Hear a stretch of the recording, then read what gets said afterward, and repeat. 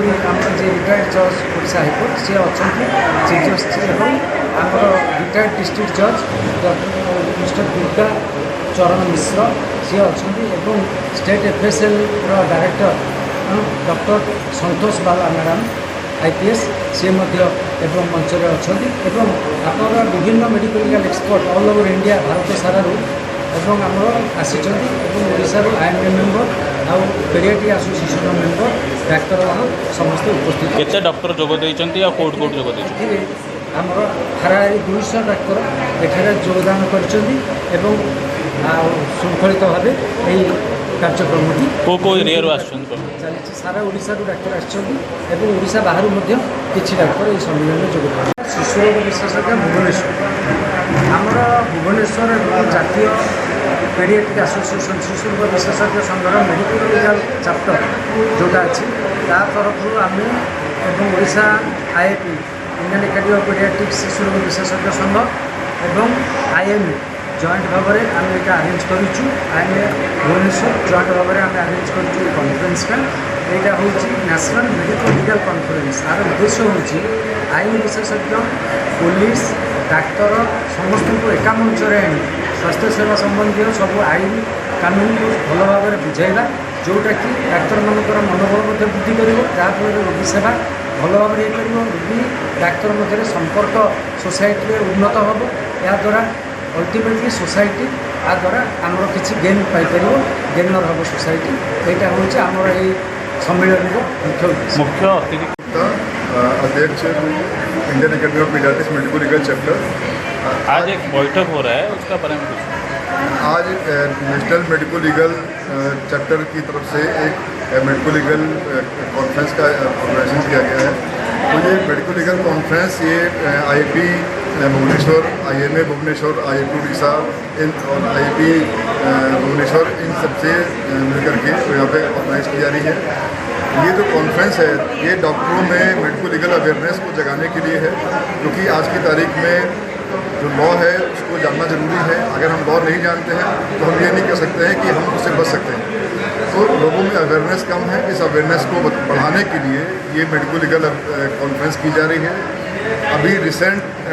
एक दो केस ऐसे हुए हैं कि जिसमें अवेयरनेस की कमी की वजह से बड़ा नुकसान हुआ।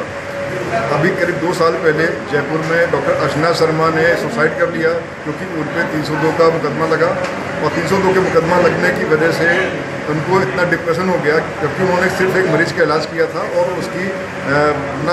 ब्लीडिंग की वजह से डेथ हो गई थी। तो मेडिकल लीगल केस की जानकारी ना होने की वजह से उन्होंने सुसाइड किया था। हम लोग यहाँ बता रहे हैं कि नहीं, सुप्रीम कोर्ट के कई सारे जजमेंट ऐसे हैं, जैसे कि J K Matthews versus State of Punjab और कुसुम शर्मा बत्रा हॉस्पिटल। तो उन जजमेंट्स में बताया गया है कि किसी भी डॉक्टर पे क्रिमिनल नेग्लिजेंस का केस तभी लगेगा कि जब कोई घोर लापरवाही हो। कोई भी केस में अरेस्ट नहीं होगी,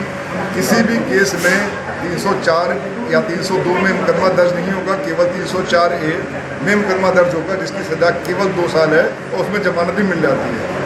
तो अगर किसी पे मुकदमा अगर गलत लग गया है तो उसे डिप्रेशन में आने की ज़रूरत नहीं है, इस तरीके के कदम उठाने की ज़रूरत नहीं है कि आप डिप्रेशन में आकर के सुसाइड कर लें। तो हमारा ये उद्देश्य है कि लोगों में अवेयरनेस हो, लोग गलत कदम ना उठाएं। साथ में ही हमारी जिम्मेदारी समाज के प्रति है कि हम उनका सही से इलाज करें, हम इलाज एथिक्स के अनुसार करें, जो भी लॉ की बाइंडिंग है। जैसे कि अगर कोई सेक्सुअल विक्टिम होता है तो उसको हमको रिपोर्ट करना होता है बच्चे को, हिसाब की अगर 24 घंटे के भीतर अगर बच्चे के साथ कुछ हुआ, या कोई अगर गिरवेस हार्ट का पेशेंट होता है कि जिसको चोट लग गई है तो हमको उसका निःशुल्क इलाज करना होता है। हमारे अस्पताल में अगर कोई व्यक्ति या कोई बच्चा मरीज ऐसा आता है कि जो सीरियस है, तो परमानंद कटारा ने सुप्रीम कोर्ट ने बोला है कि उसका हमको निःशुल्क तुरंत इलाज करना है। हम केवल इस वजह से नहीं मना कर सकते कि नहीं साहब की कोई कॉम्प्लिकेशंस आएगा, लीगल कॉम्प्लिकेशंस आएगा, तो ये हमारे ऊपर जिम्मेदारी है कि हमारा जान बचाना हमारा प्राथमिक कर्तव्य है। तो इसलिए हमें जागरूक करना है कि अपने डॉक्टरों को कि हमारे जितने भी मरीज हैं तो हम उन पर कानूनी बाध्यताओं को समझते हुए, अपनी नैतिक जिम्मेदारी समझते हुए हम उनका इलाज करें, जिससे कि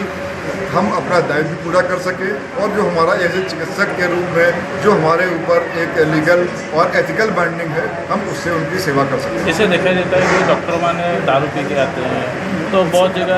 अवहेला करते हैं, तो उसके बारे में क्या बताना चाहिए? देखिए, उसके बारे में भी हमारे ऊपर एक लीगल ऑब्लिगेशन है। हमारी जो NMC है, जो इंडियन मेडिकल काउंसिल है, तो उन्होंने स्पष्ट गाइडलाइन बना रखी है कि हमें क्या करना है, क्या नहीं करना है। तो जो व्यक्ति इस तरीके से इंडियन मेडिकल काउंसिल की जो गाइडलाइन बनी हुई है, जिसमें कि आपको क्या क्लिनिक पे मरीज देखते समय कर सकते हैं, अगर आप उसे डेविएट कर रहे हैं, जिसमें से ये भी आता है कि कोई दारू पी के मरीज देख रहा है ना, तो ऐसे में उन पर सख्त एक्शन हो सकता है। तो अगर किसी को भी शिकायत है कि कोई डॉक्टर है, उसने